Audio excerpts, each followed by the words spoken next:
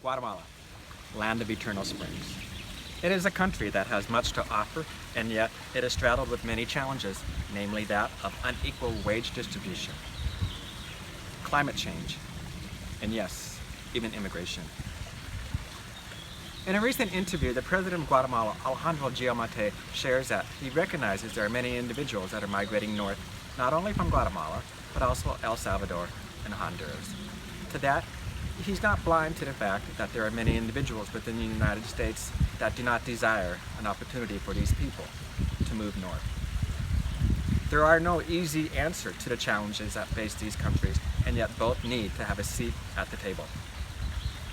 To borrow the Taoism philosophy, give a man a fish, he eats for a day. Teach a man to fish, and he eats for a lifetime. And that principle is very applicable here. My goal is to produce content so that ideally these American and international corporations that have their base of operations and manufacturing in the Far East would pivot to that of the Northern Triangle, particularly in Guatemala, El Salvador, and Honduras. With that, let's begin.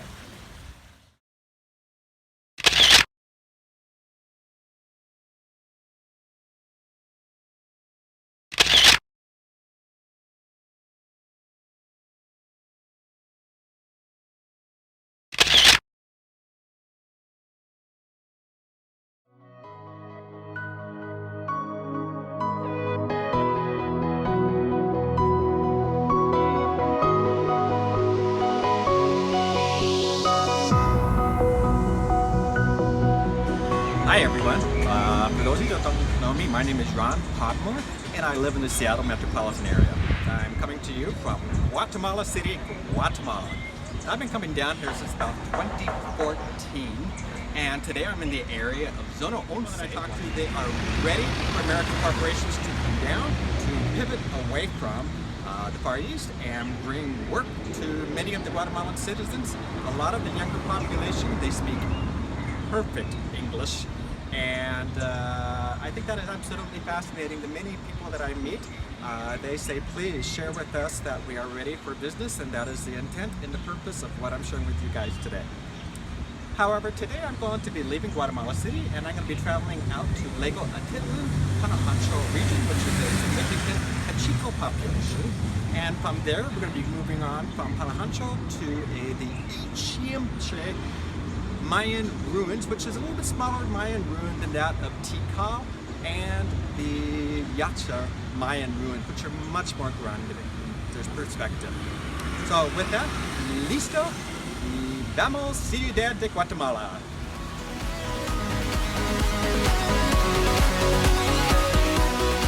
Guatemala City, with an altitude of over a mile high, was originally settled in 1776. Prior to that, the capital was located in Antigua, Guatemala.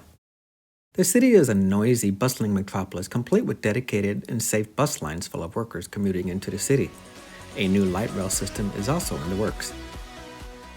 Less than 2 miles on the other side of the international airport, there is an explosion of high-rises in nearby Zone 11.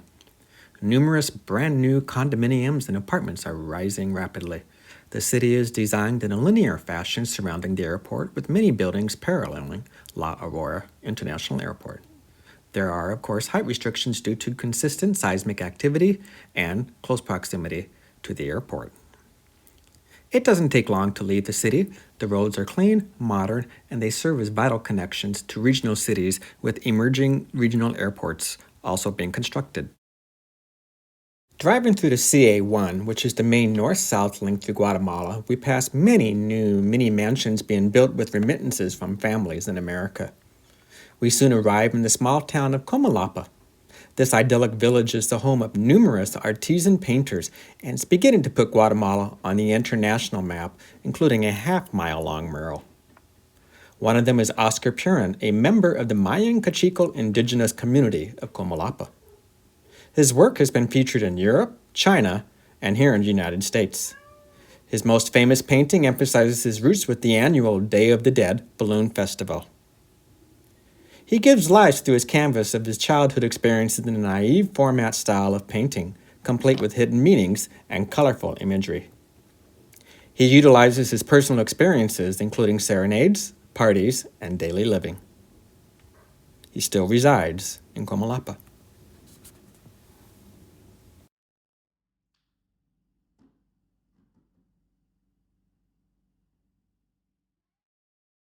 Leaving Comalapa, we continue up and over the Guatemalan highlands. Roads here are prone to the occasional washout. With climate change taking place, what rain that does fall comes in larger bursts but shorter in duration. It's recommended you hire a driver or rent a sturdy four-wheel drive vehicle for those unexpected encounters. Arriving into Panajanchel, this once sleepy burg has been doubling in population with each decade, increasingly more so full of American expatriates. At the same altitude as Guatemala City, it is a mere 90 minutes outside of the capital, yet it takes 2 to 3 hours to travel. It still retains its charm, including the local Cachico citizens who come to town to do their banking. Even old school buses from the United States have been repurposed for use as local bus systems, something very common all over the country. The primary starting point for the tourist trade are at the rebuilt ports of Panajanchel, seen here at night, with 5 different docks that taxi citizens and tourists alike to the different towns surrounding the lake. It's easy to navigate the correct port, pay your fees, and board the water taxi. Restaurants are symbolic of sole proprietorship. They are healthy and strong, not only here in Panajanchel, but all over the country. Revenue collected remains with the families and or the cooperative that run the restaurants and the various stores. Rarely does one see big box stores outside of the capital. Everything is in color in Guatemala year-round. The next day, with our bellies full from the previous night's dinner, we boarded our water taxi. As my team and I depart Panajanchel, we can see how the rainfalls have filled this 350-meter lake over the years. This beautiful and stunning lake was formed 84,000 years ago from the Las Chacoya eruption and is filled with rainwater over the millennia. There is no natural outlet in which the water can empty, and one may wish to reconsider swimming. Lake Atitlán does have its share of toxic algae, and various government entities have proposed an ecological plan to reduce the wastewater discharge from the surrounding towns. I'm here in the Cachico, or the Lago Atitlán region, Panajanchel, the Isla de los San Marcos, and as you can see, there's some tuk-tuks behind me, and this is life. Life doesn't get any better than this. As we prepare to leave and head over to the next small village of San Juan, Laguna, dotting the shores are beautiful, exquisite homes. Many of these homes are built with the money from those who live in Guatemala City. They build their houses and they come down to Lake Atitlán for long weekend getaways. What's missing from the equation is extreme poverty. The per capita gross domestic product of the average citizen in Guatemala is less than $5,000 a year. Extreme poverty is everywhere, whether it is in a city, which it is less of, but it is not unusual to see 10-year-olds shining the shoes of the businessmen. However, out in the rural areas, it is much more pronounced. Although Guatemala enjoys the highest GDP in Central America, it's the unequal distribution of wealth and rapid population growth within the nation that has given Guatemala one of the highest poverty rates in all of Central America. More than 75% of the national population lives below the poverty line. You compare that with the United States, which is roughly 10%. The extent of poverty is even more severe among the rural and, of course, the indigenous Mayan populations.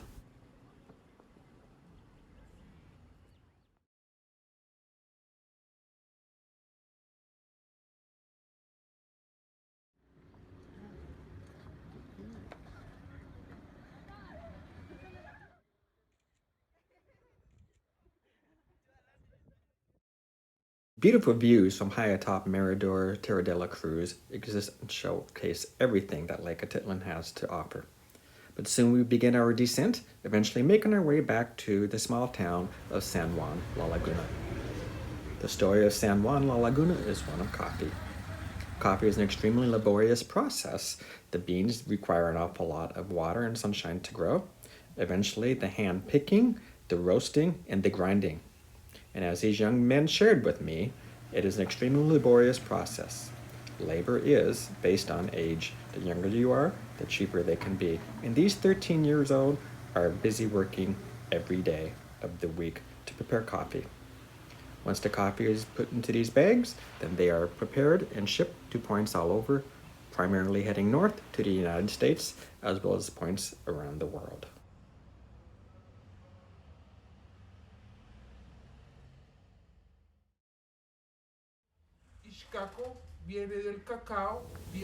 This lady here works for a Mayan weaving cooperative, and she's demonstrating to us how the cotton is pulled, strung, and dipped in various colors.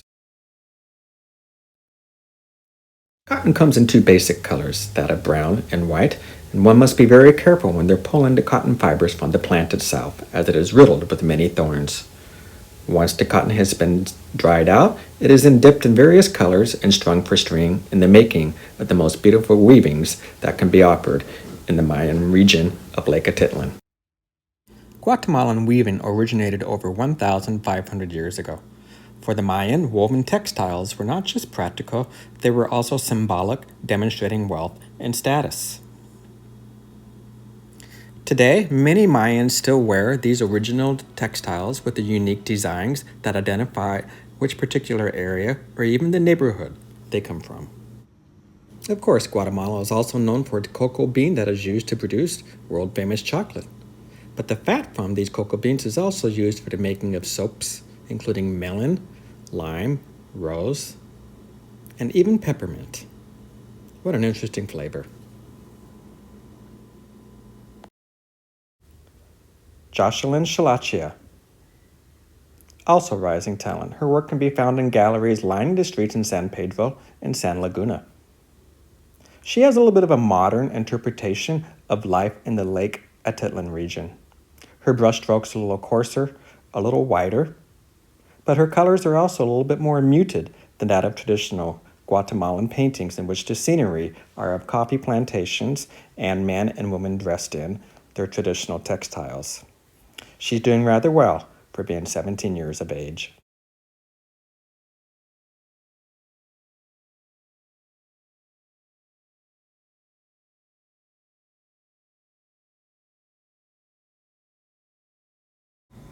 Artists who continue to paint scenes like what you see here are very synonymous with that around Lake Atitlán. The men, dressed with their hats and their textiles, as is the case with the ladies, both are bound by their jobs at hand, picking the coffee beans one bean at a time by hand and placing it in the basket. These scenes are very synonymous with what you find in the Panajanchel region, and these paintings are very illustrative of what you can find.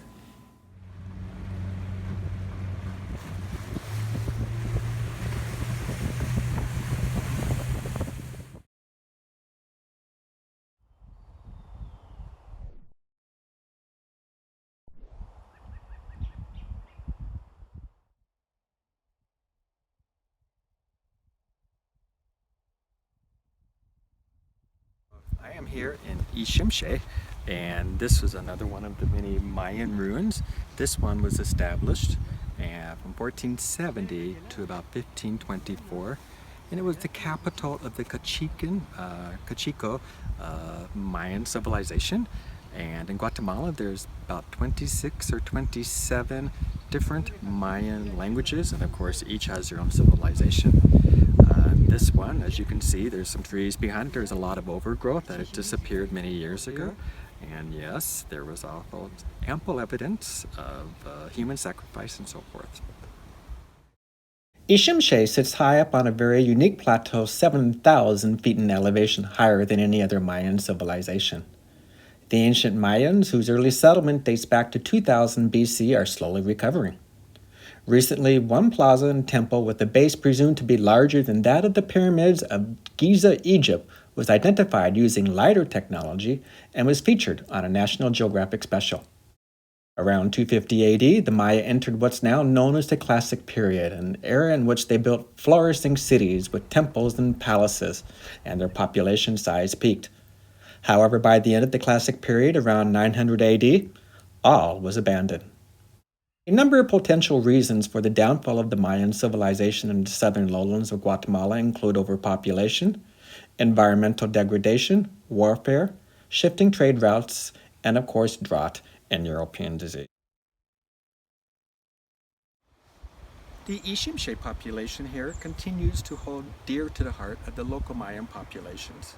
It is to be respected.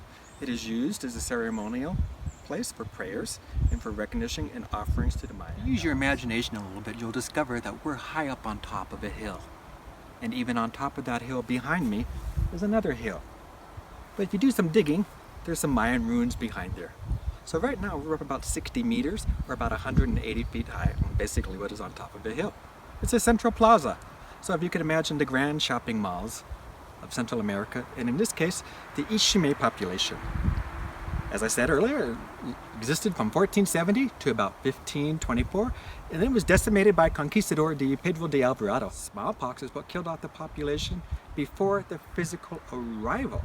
So already as the Spanish was coming in, their diseases was mingling as a process, before even the advent of one individual European conquistador. So if you look around, you'll see that there appears to be mounds and mounds and mounds and some trees. It hasn't been excavated, it hasn't been discovered, it hasn't been archaeological to determine what's in there. Compared to Yacha and Tikal, which is significant commercial development for tourism and so forth, this is a much more quieter place to be.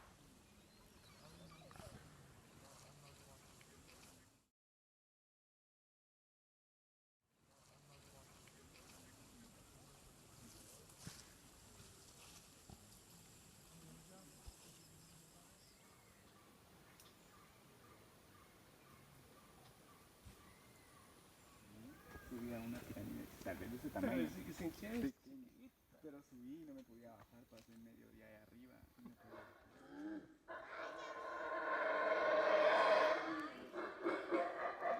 Está allá, en aquella rama, está comiendo. ¿Lo logra ver? Con la cola se ve como que fuera una araña. Es el famoso monologue. There is a story to be told here about sustainability. As I shared, after about 1524 to almost 1800, the entire population had disappeared. If you use your imagination, all of these trees that you see here today, back at the height of this population here, they weren't there. All of this was completely gone. The grounds have been penetrated, the soils have been turned over, and the soils have been worn out. It took 200 years to bring back the vegetation, and I think it does have a story to remind us of how we use the resources in a sustainable fashion. Our population has gone from 1 billion 100 years ago to well over 6, almost 7 billion people in this world of ours that we exist. And there's something to be said about preserving what we have within the confines of where we live at in our everyday life. The Northern Triangle of Central America consists of 3 countries, Guatemala, El Salvador, and Honduras. And if you take the capitals of each of these 3 countries and draw a line connecting them, you will, in essence, get a triangle that is north of the equator. Well, I hope I've given you a little bit of an introduction to the Guatemalan highlands and the region of Panajanchel and Lago Atitlán and the Iximche Mayan ruins. The people down here are extremely friendly. They exude a sense of optimism. After all, this country down here, their motto is really the land of eternal spring. Come on down and see what Guatemala has waiting for you. Until then, buenos dias.